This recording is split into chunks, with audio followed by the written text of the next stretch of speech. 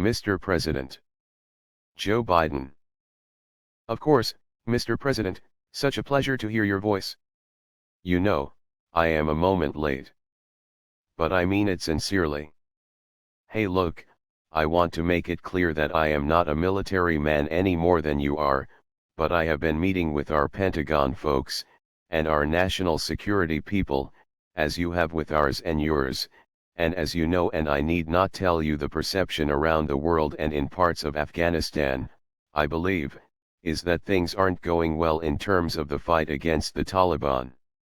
And there's a need, whether it is true or not, there is a need to project a different picture. If you empower Bismillah Defense Minister Bismillah Khan Mohammadi to execute a strategy focused on key parts of the population centers, and I'm not a military guy, so I'm not telling you what that plan should precisely look like, you're going to get not only more help, but you're going to get a perception that is going to change in terms of how, unclear. Our allies and folks here in the States and other places think you're doing. You clearly have the best military, you have 300,000 well-armed forces versus 70 to 80,000, and they're clearly capable of fighting well. We will continue to provide close air support, if we know what the plan is and what we are doing.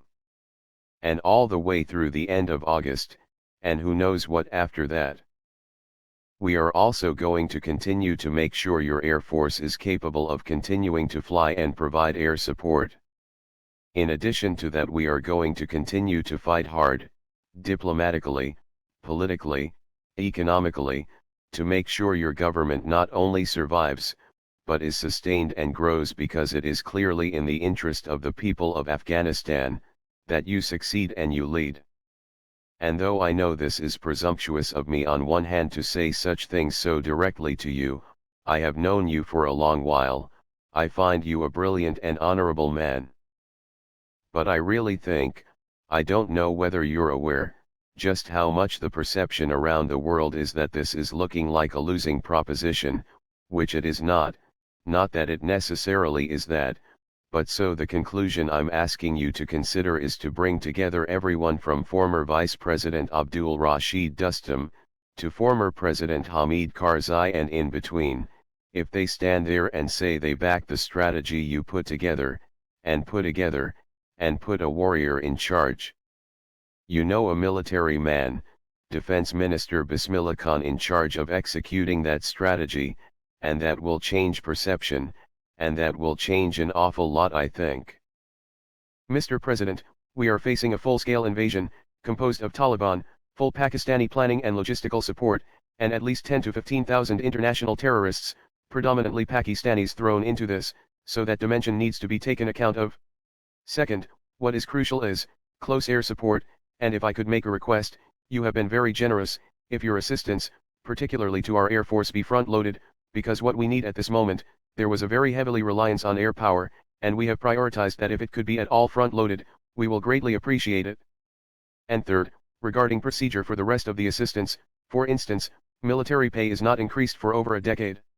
We need to make some gestures to rally everybody together, so if you could assign the National Security Advisor or the Pentagon, anyone you wish to work with us on the details, so our expectations, particularly regarding your close air support.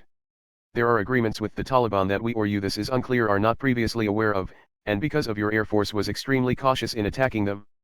And the last point, I just spoke again to Dr. Abdullah earlier, he went to negotiate with the Taliban showed no inclination. We can get to peace only if we rebalance the military situation. And I can assure you. Cross-stalk. And I can assure you, I have been to 4 of our key cities, I'm constantly traveling with the Vice President and others, we will be able to rally. Your assurance of support goes a very long way to enable us to really mobilize in earnest. The urban resistance, Mr. President, has been extraordinary. There are cities that have taken a siege of 55 days and that have not surrendered. Again, I thank you, and I'm always just a phone call away. This is what a friend tells a friend, so please don't feel that you're imposing on me. No, well, look, thank you. Look, close air support works only if there is a military strategy on the ground to support.